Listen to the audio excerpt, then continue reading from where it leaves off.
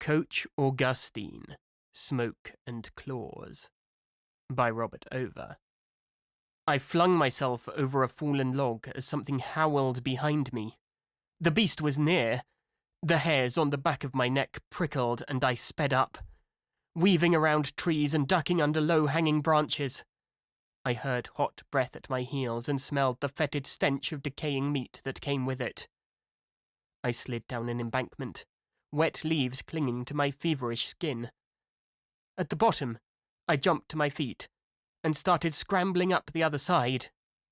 But something had changed.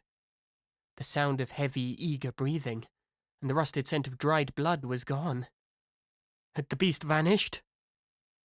I pulled myself up the last few feet and turned around, searching for yellow eyes in the night. The forest was empty, and the only sound was my frantic heart hammering in my chest. I turned around, ready to continue my break for freedom, when an immense black shadow leapt at me. I stood there, my heart stopping as yellow eyes and sharp teeth sailed towards me, death reaching out to swallow me whole. A Nightcap with Selina, by Jovan Jones. A large crowd gathered at the bar that night. Droves of people showed up to watch the championship boxing match. Women in tight t-shirts with Daisy Duke shorts dashed from one table to another, taking order after order. Attractive waitresses batted eyelashes and put an extra hitch in their hips as they flirted with the guys, tolerating the excessive machismo for the chance at a decent tip. Heavily tattooed young men with Yancey's Bar and Grill t-shirts clanged dishes in bus tubs. The commentary of an ex-fighter blended with the vociferous crowd noise over several big-screen TVs hanging about. The patrons were accompanied by friends, spouses, co-workers.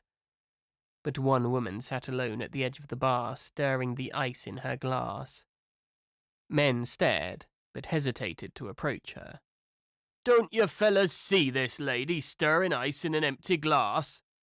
the salt-and-pepper-head bartender said to the men in the vicinity, playing wingman. The guy was old school. He hailed from a time when bartenders were better than psychologists and life coaches.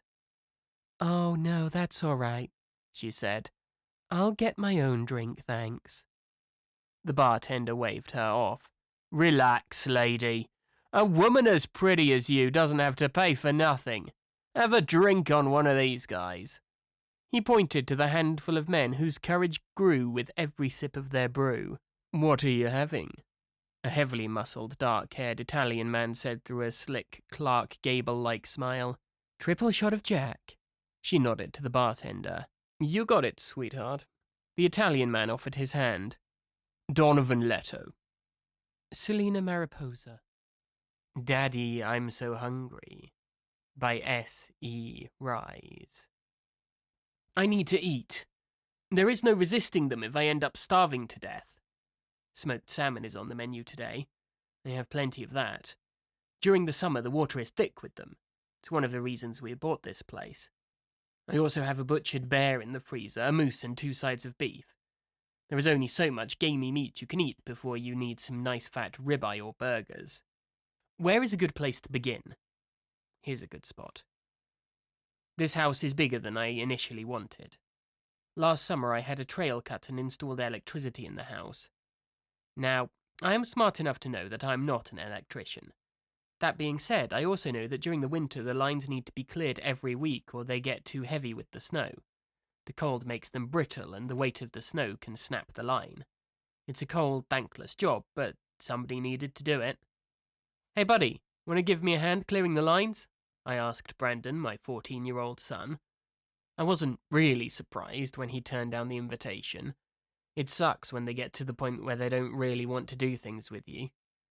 To be fair, he still liked hanging out with his old man from time to time, just growing up is all. And it was the weekend. Nobody likes to work on the weekend, especially not on their Christmas break. Before I can respond with a "that's okay, Bran," my 11-year-old baby girl volunteers to go with me instead. "That's okay, Kelly, honey," I say.